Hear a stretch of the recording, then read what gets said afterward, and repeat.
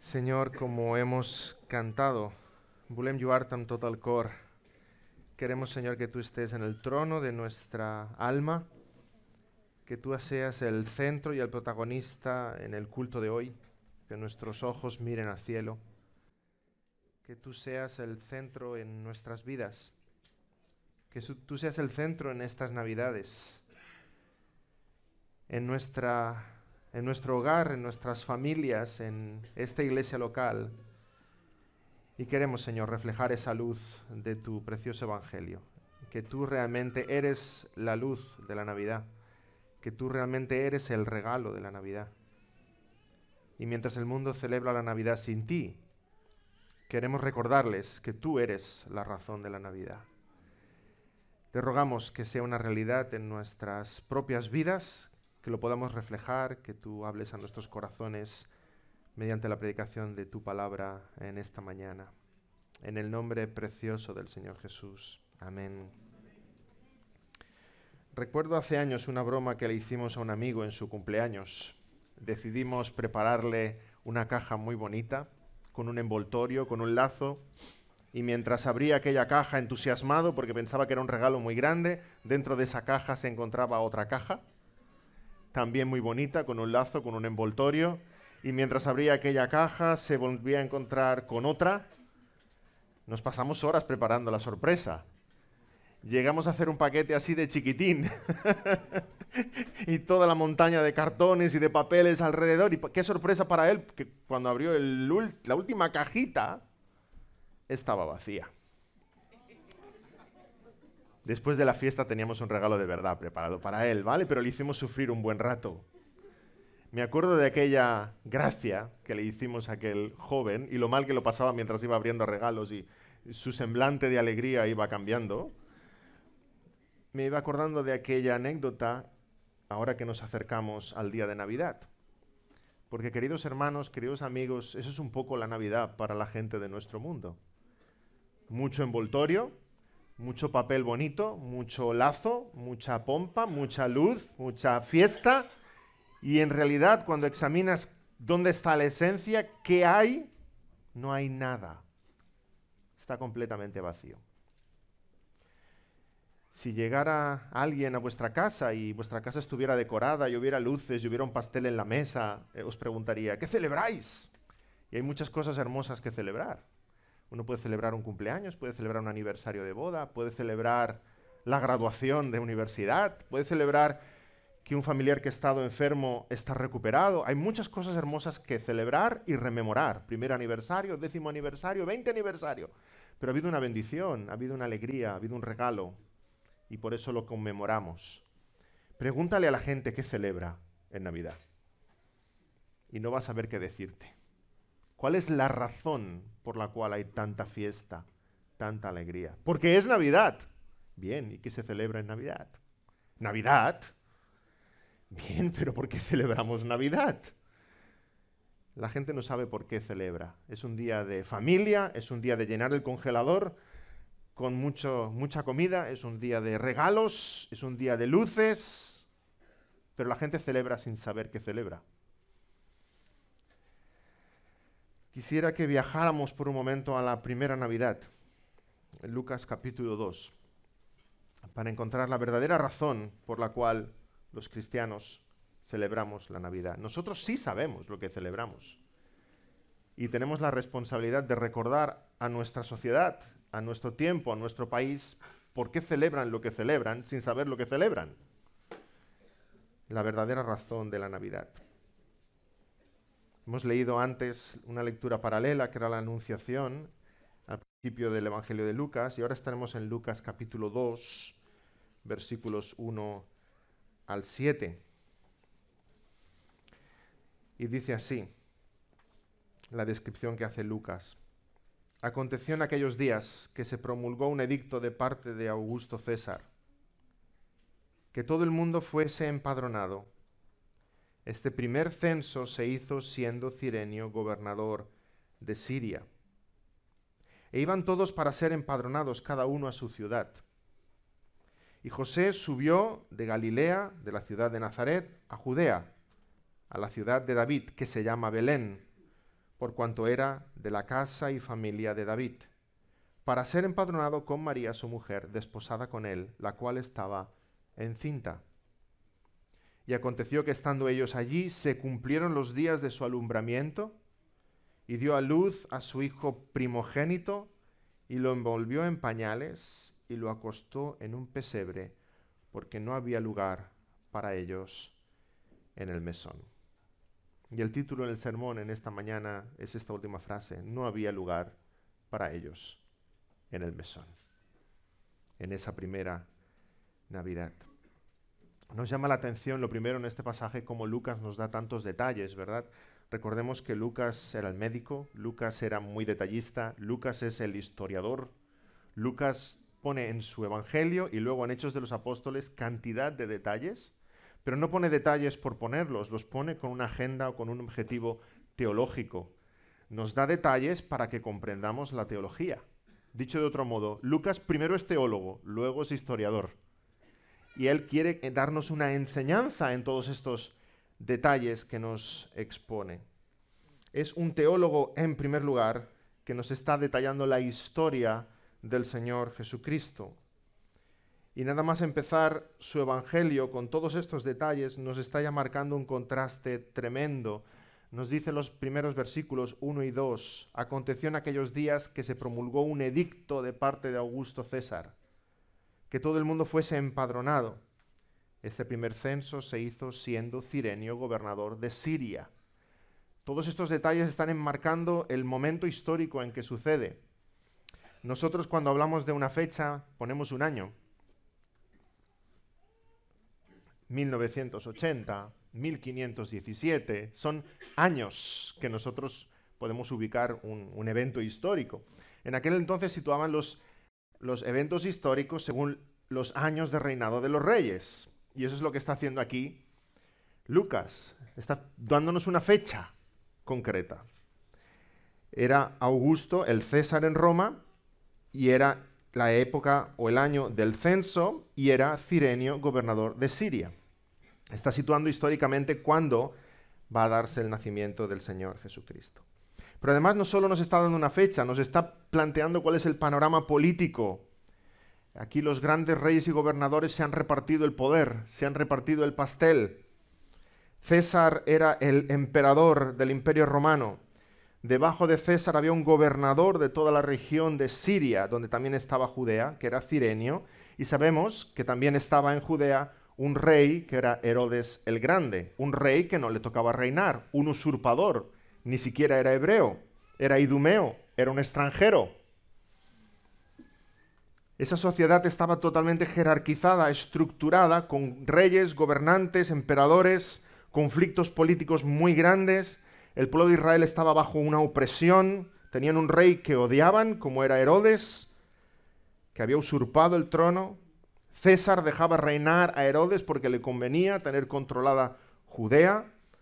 Los romanos también eran odiados por todos. César era el emperador más poderoso en la tierra.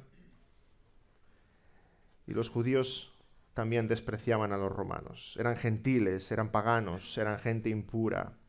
Les oprimían con sus impuestos. Es una época muy oscura para el pueblo de Israel. Y nos da más detalles. Hubo un censo. Y este censo también nos da a entender esa opresión en la que está sometido el pueblo de Israel. Ese censo no era solamente para saber cuántos hombres, cuántas mujeres, cuántos ancianos, cuántos niños había, si había nacido, si había crecido la población. Ese censo tiene una razón económica. Los censos que los gobernadores, que los césares promulgan, era para saber cuánta población había y cuántos impuestos recaudar.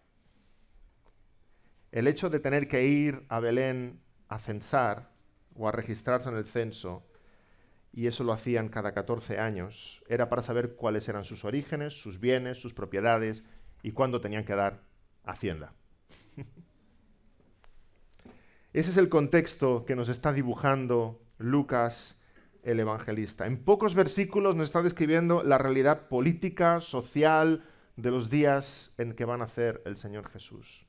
Opresión, impuestos, Herodes, César, censos, y esa es la realidad en que en ese momento en que se promulga ese censo, todos los judíos tenían que viajar a su ciudad de origen, de donde era su familia, y registrarse, empadronarse, obedeciendo las órdenes de César. Esa es la realidad visible, pero hay otra realidad invisible para muchos, pero que Lucas nos describe, para nuestro bien, para nuestro gozo.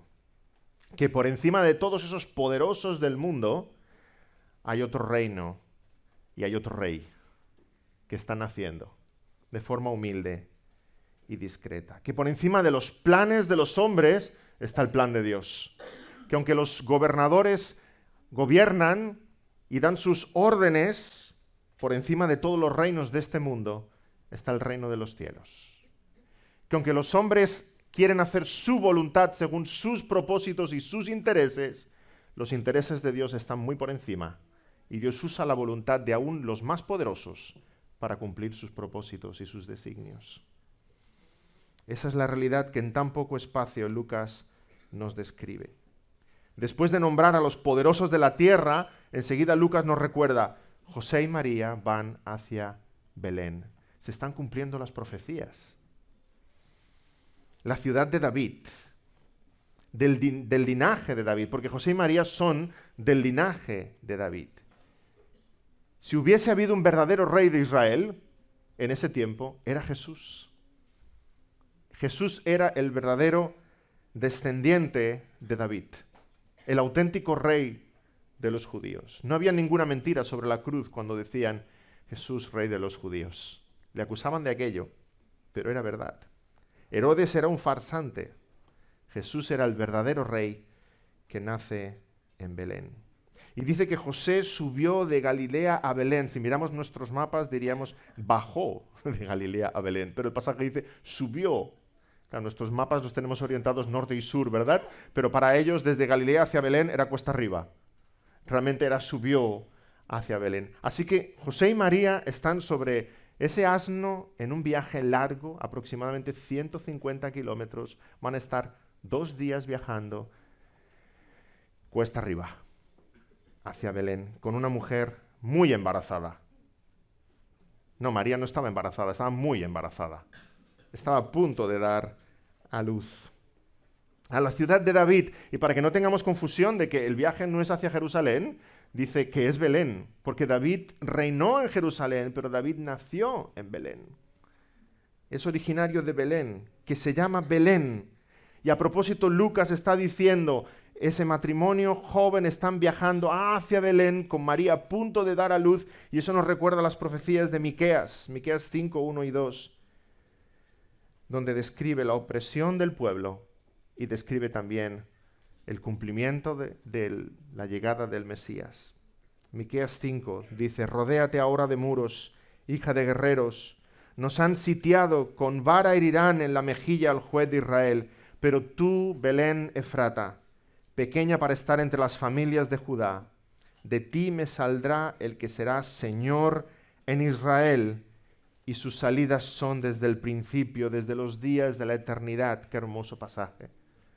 Nos va a visitar en Belén, pero sus salidas son desde el principio, desde los días de la eternidad. Siempre nos ha visitado. Nunca se ha desentendido de nosotros. El Hijo Eterno de Dios nos ha visitado a lo largo de la historia. El ángel de Jehová ha venido. La zarza en Moisés habló. El Hijo Eterno de Dios nos ha visitado. Sus salidas son desde el principio, pero ahora de una forma final, definitiva, se va a encarnar en un cuerpo humano en Belén.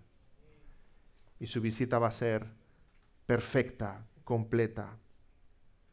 Y ese Salvador no es el rey David. El rey David vivió 300 años antes de esta profecía. Es alguien mucho mayor que David, el Mesías, el Señor Jesús. Y iba a nacer en esa pequeña e insignificante población como es Belén. Efrata es su nombre antiguo, como vemos en pasajes como Génesis 35. ¿Quién se podía imaginar en ese pueblecito, en ese pueblucho?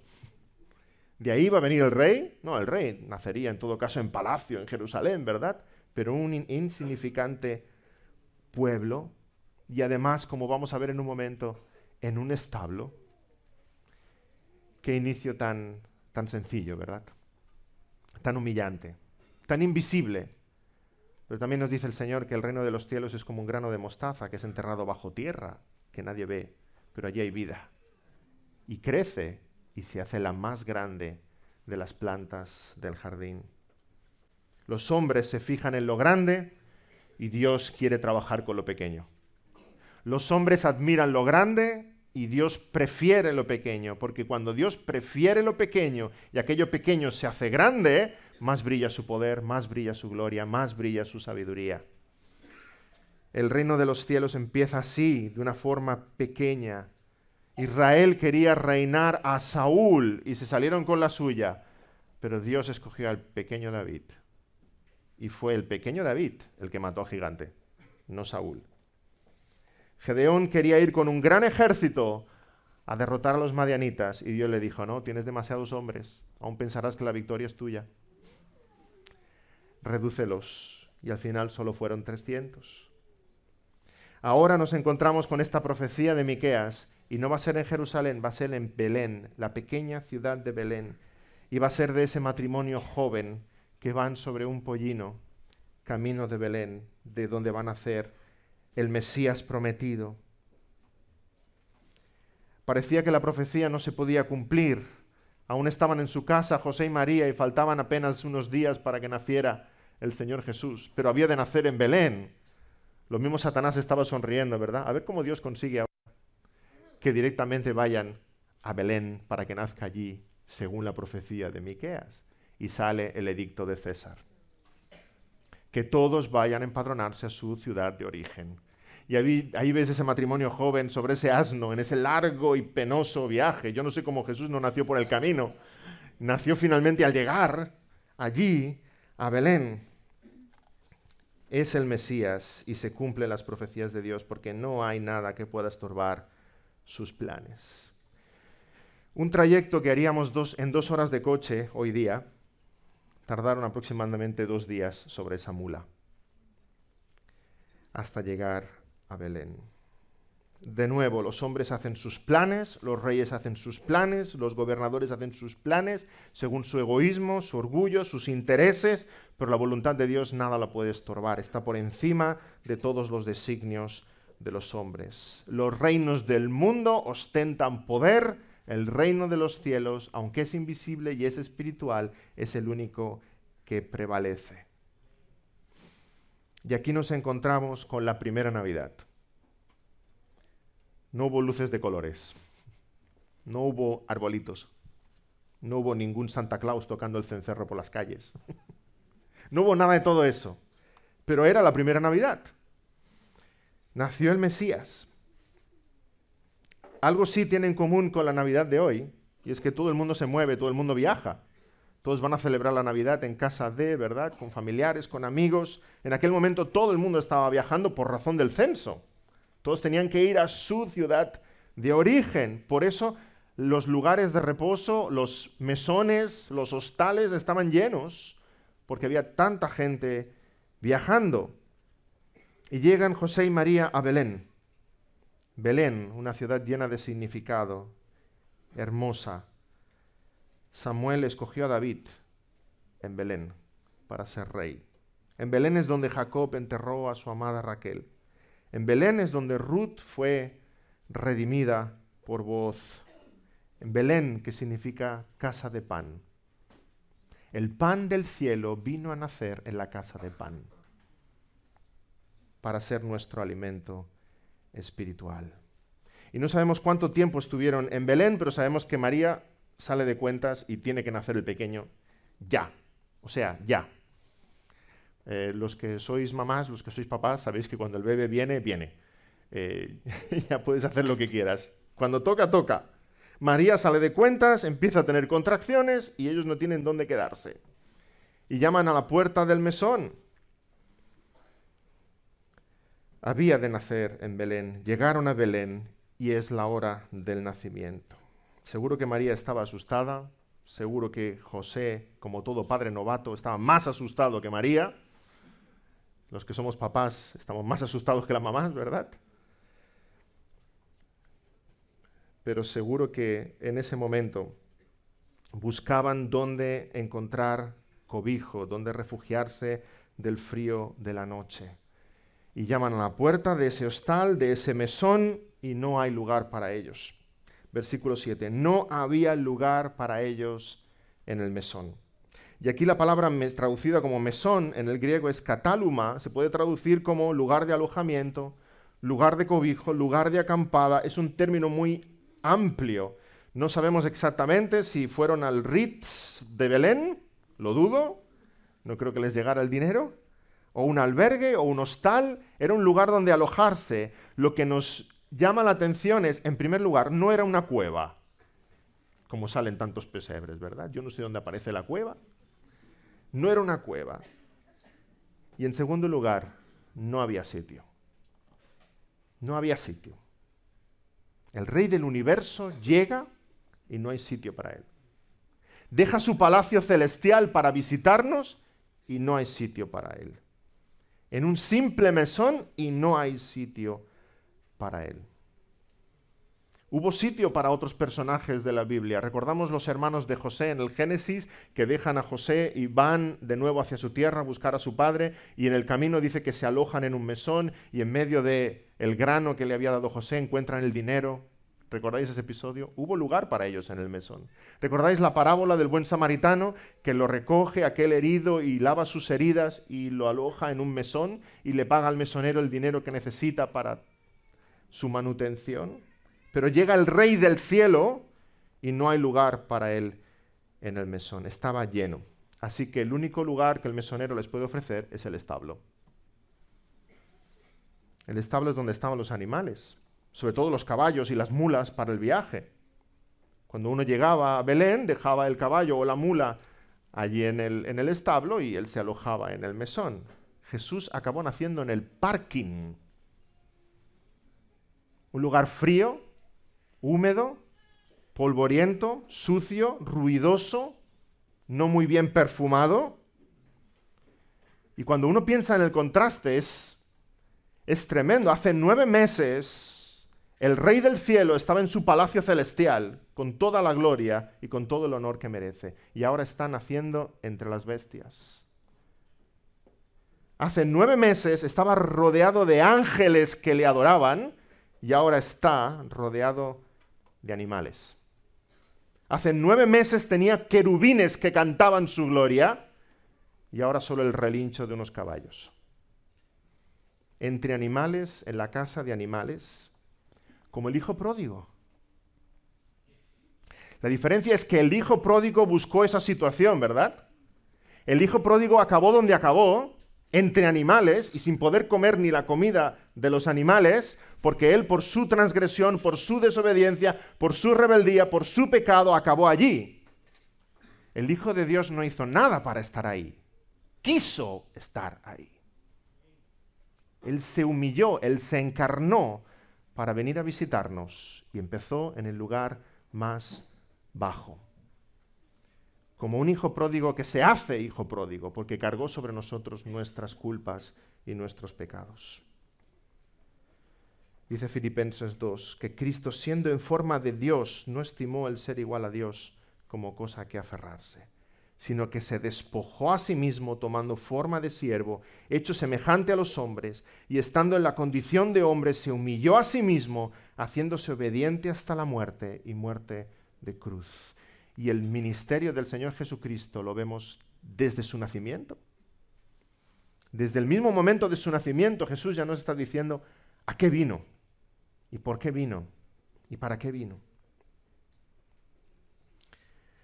Nació y no fue envuelto en seda y acostado en una cuna de oro. Fue envuelto en pañales y acostado en un pesebre, en una comedera. De nuevo, el pan del cielo vino para ser nuestro alimento espiritual, y el primer lugar donde es recostado es en una comedera, como si se nos sirviera en un plato el alimento del cielo para vosotros. No hubo comadronas, no hubo médicos, no hubo cuidados, no hubo epidural, no hubo nada. Allí María, en ese establo, dando a luz, atendida por un José que debía estar más nervioso que ella.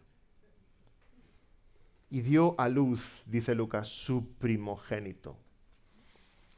Es curioso observar que Lucas no dice unigénito, dice primogénito, y hay varias razones para ello. En primer lugar, María tuvo más hijos, estamos convencidos de ello.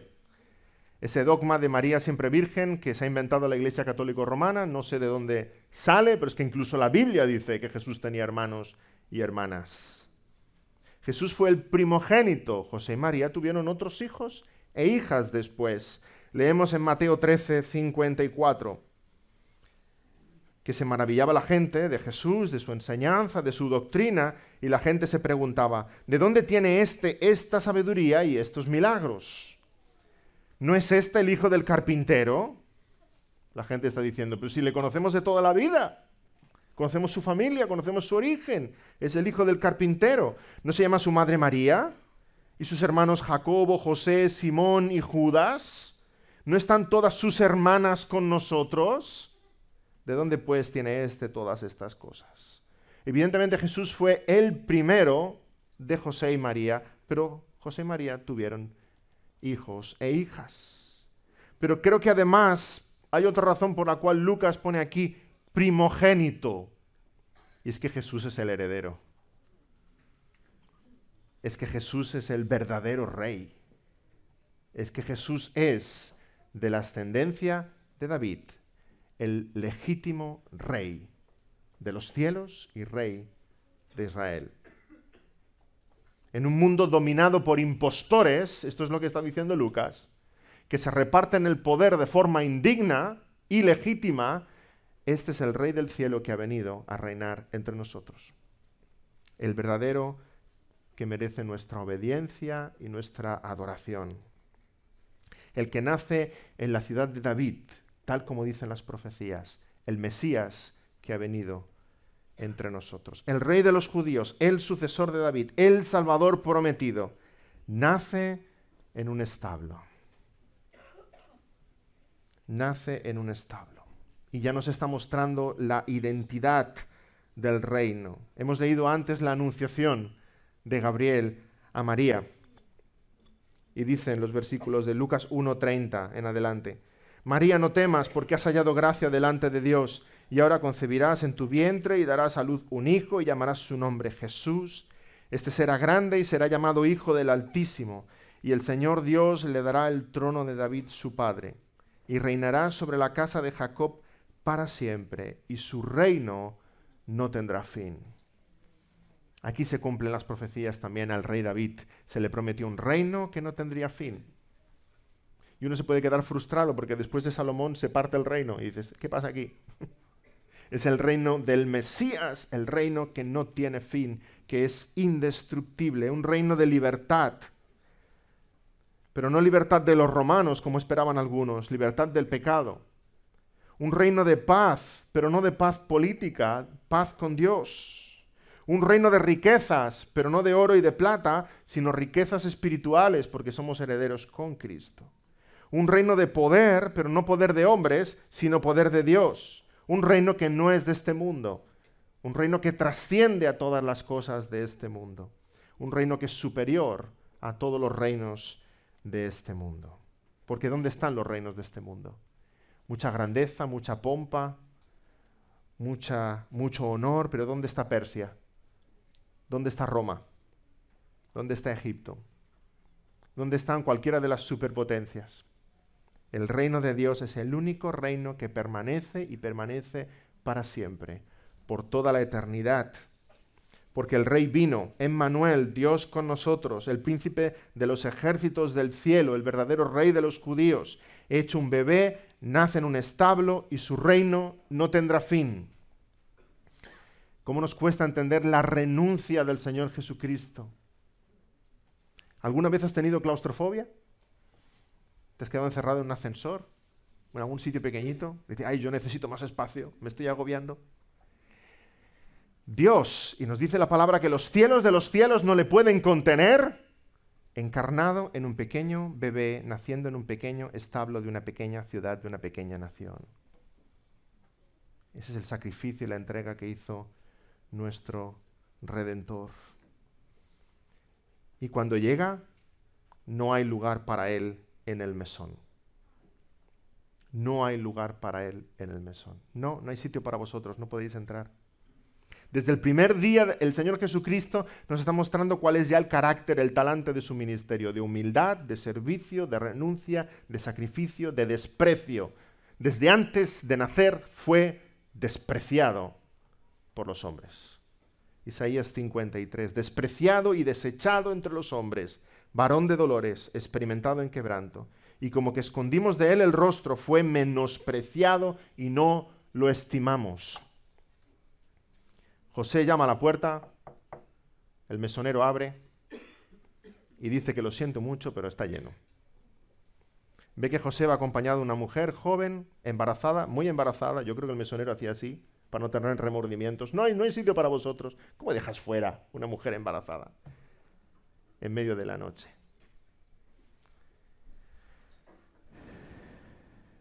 No le convence nada de lo que ve. Está lleno.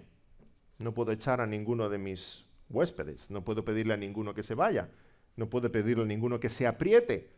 No los puedo poner en la sala de estar y en el pasillo porque sería incómodo para los demás, ¿verdad? Así que, como mucho, les ofrece, podéis ir al establo. Así al menos si llueve no os mojáis. Aunque dentro del mesón se ve luz, dentro del mesón hay cena, dentro del mesón hay fiesta, dentro del mesón hay risa, dentro del mesón hay abrigo. En el establo no hay nada de todo eso. Puede que dentro del mesón haya una chimenea encendida. Dentro del mesón van a celebrar la primera Navidad sin Jesús, pero en el establo está Jesús sin nadie para celebrar. ¿Dónde prefieres estar tú? ¿Dónde prefieres estar tú? ¿Dentro del mesón, donde hay de todo, pero no está Él? En el establo donde está Él, aunque no haya nada más. Creo que nadie en toda la historia de la humanidad ha tenido la Navidad tan cerca como este mesonero. Ha pasado delante de sus narices. Ha abierto un poco la puerta, ha mirado a Jesús, María, la barriguita de María y ha dicho, no hay lugar para vosotros. Ir a otra parte. Y ha cerrado la puerta de nuevo. Me lo imagino cerrando lentamente la puerta, casi intentando convencer no a los que estaba echando, sino a sí mismo. No, de verdad no hay lugar para vosotros. No hay lugar para vosotros. Ir a otra parte. ¿Eso haces tú en Navidad? Hay sitio para todo en tu corazón, pero no hay sitio para Cristo Jesús. Dice una anécdota que en unas Navidades una niña pregunta a su padre, ¿qué celebramos, papá? Y el papá dice, es Navidad. Celebramos el cumpleaños de Jesús. Y la niña está sonriente, contenta de celebrar la Navidad, con la fiesta, los dulces, la música, los regalos, y todos los miembros de la familia abren sus regalos, y cuando han acabado todo, la niña mira a su padre y le dice, papá, ¿y cuál es el regalo de Jesús? Hemos tenido todos regalos, pero Él, una Navidad donde se festeja el regalo, que es el Señor Jesucristo para nosotros, pero no hay lugar para Él realmente. Él no es el protagonista. Celebremos la Navidad, pero no celebremos la Navidad como el mundo celebra la Navidad. Una Navidad donde Jesús no está presente. Celebremos la Navidad, pero no como se celebró en aquel mesón la primera Navidad, donde había de todo, pero Jesús no estaba porque no tenía sitio. No celebremos la Navidad como el mundo la celebra, hermanos. Que la Navidad sea lo primero en nuestro lugar. Y si aún no eres de Cristo, pregúntate, ¿está tu corazón demasiado lleno? ¿Está tu corazón tan lleno como aquel mesón? Que cada vez, no en Navidad, sino cada vez que escuchas la predicación del Evangelio, le dices a Jesús, pasa de largo, porque aquí ya no hay más sitio. Está lleno de muchas cosas. Está lleno de todos mis ídolos, está lleno de todo mi tiempo, está lleno de familia, de turrones, de cava, de risas, de trabajo, de hobbies. Está demasiado lleno, no tengo lugar para ti. Pasa de largo. Jesús de Nazaret, busca otro lugar. A lo mejor en el establo tienes sitio. Escoge dónde quieres celebrar la Navidad y cómo quieres celebrar la Navidad. Dentro del mesón, donde hay regalos, luces, familia, villancicos, postales, familia, amigos, turrones. o en un establo, aunque no tengas nada de todo lo demás, pero en la presencia del Señor Jesucristo. Por culpa del ajetreo de la Navidad, muchos se pierden la Navidad. Que esta Navidad no te pierdas la Navidad. Que realmente meditemos, reflexionemos en el verdadero sentido. Navidad es natividad, es el nacimiento, es el milagro de la encarnación, es el regalo más grande que el Señor nos ha dado, la expresión de la gracia de Dios. El Hijo Eterno quiso hacerse hombre y habitar entre nosotros y redimir nuestros pecados. Por supuesto que eso es motivo de fiesta, celebremos, pero sepamos lo que estamos celebrando. Festejemos, alegrémonos de ese regalo de Dios, pero que en nuestros corazones esté el verdadero sentido de todo lo que hagamos. No hagamos como el mesonero. Y ninguno se podrá refugiar en la ignorancia. Después de todo lo que pasó, si viniera a la televisión a entrevistar al mesonero, ¿verdad? Y le preguntara, escuche usted, estuvo aquí a la puerta llamando a Jesús de Nazaret y le dejó pasar. El mesonero no podía poner excusas. Es que no sabía quién era. Si hubiera sabido que eran José y María, hubiera encontrado una manera de alojarlos. Si hubiera sabido que era el Mesías, le hubiera dado mi propia habitación. O hubiera echado a alguno de los inquilinos para poderlo alojar. Hubiera hecho sitio como hubiera sido. Pero este mesonero no preguntó más, no quiso saber más, incluso hizo la vista gorda. No te refugies en la ignorancia, no es una excusa válida delante de Dios.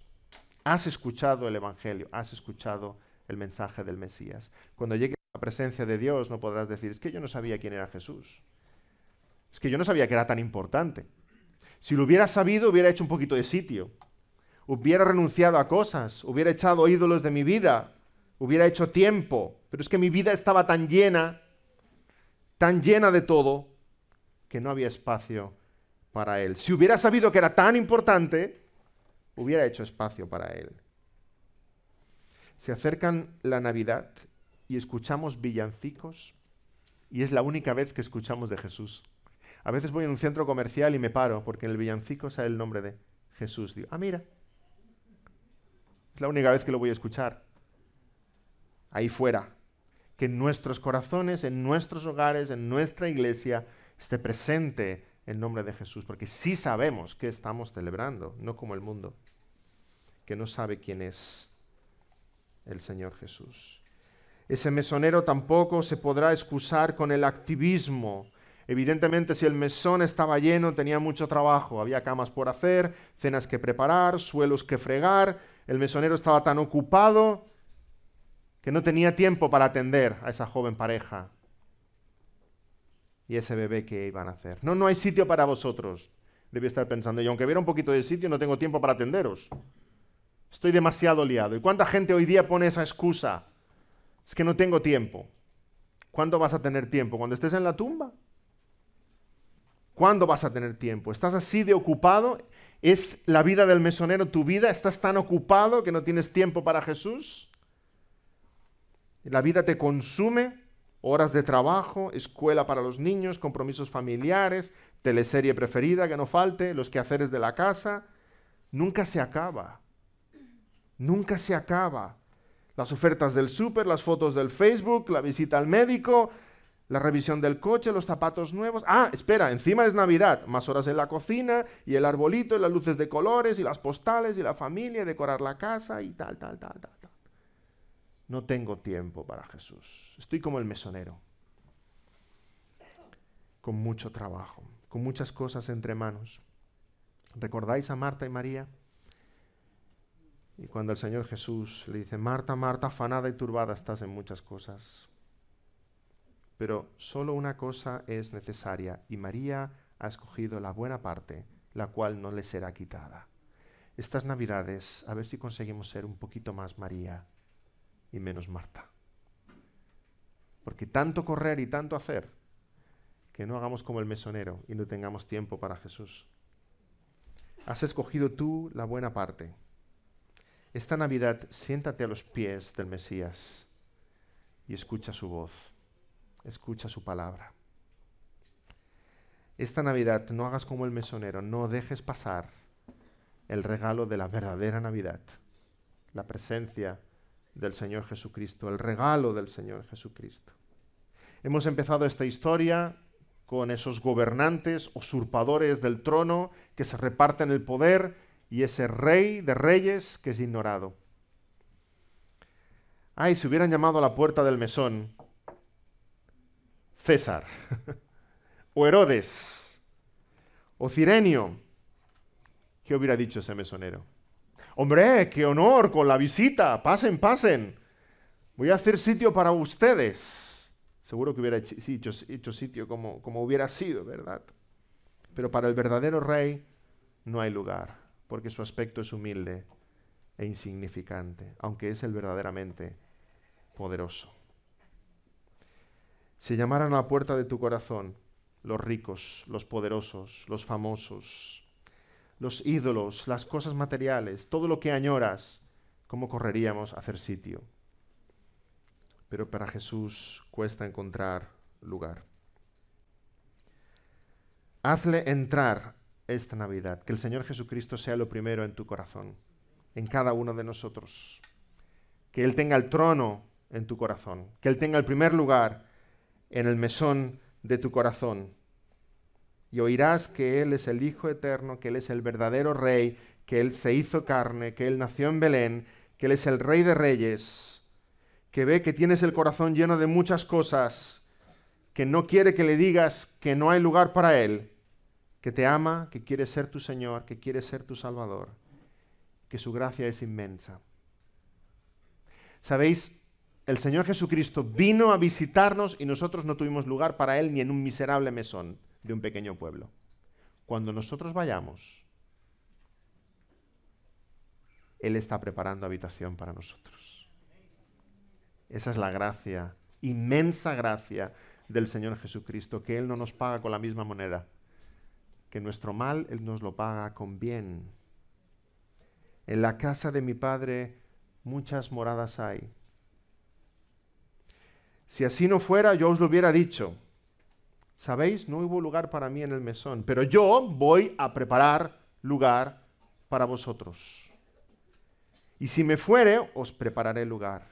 Y vendré otra vez y os tomaré a mí mismo, para que donde yo estoy, vosotros también estéis. Él vino y no le recibimos. No hubo lugar para Él. Pero cuando nosotros vayamos, tenemos una mansión que nos está preparando para estar en la casa del Padre. Amén. Oremos. Señor, te suplicamos perdón. Perdón porque desde esa primera Navidad, Señor, no hubo lugar para ti. Y fuiste despreciado y desechado por los hombres. Te pedimos perdón porque en cada una de las Navidades que nosotros vivimos, tantas veces hacemos igual. Hay lugar para tantas cosas, Señor. Nos dejamos llevar por el río, por la marabunta de nuestra sociedad, y no hay lugar para ti. Y hacemos como ese mesonero, que está muy ocupado, que no tiene sitio. Perdónanos, Señor, porque en nuestro corazón albergamos las cosas que son importantes para nosotros, pero son todas pasajeras. Albergamos lugar, Señor, para nuestros ídolos, para nuestro materialismo, para aparentar delante de los hombres, para agradar a los demás, para nuestra vanagloria, para nuestros placeres, para todo eso hay sitio. Y tantas veces no hay sitio para ti. Perdónanos, Señor, porque tú eres realmente lo único importante esta Navidad.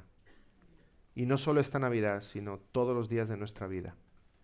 Que tú seas lo primero, Señor. Quebrántanos con tu espíritu, muéstranos nuestro pecado, restáuranos a tu servicio de forma obediente y consagrada. Te pedimos, Señor, por todos los presentes aquí, que tú, Señor, quieras ser el primero, lo único y lo principal en sus vidas. Que te recibamos, Señor, porque tú prometes en tu palabra que aquellos que te reciben son llamados hijos de Dios. Que te recibamos como Rey verdadero, auténtico, Rey de Reyes en nuestras vidas. Ayúdanos, Señor, esta Navidad y todos los días de nuestra vida, a que tú seas lo principal. En el nombre precioso del Señor Jesús. Amén.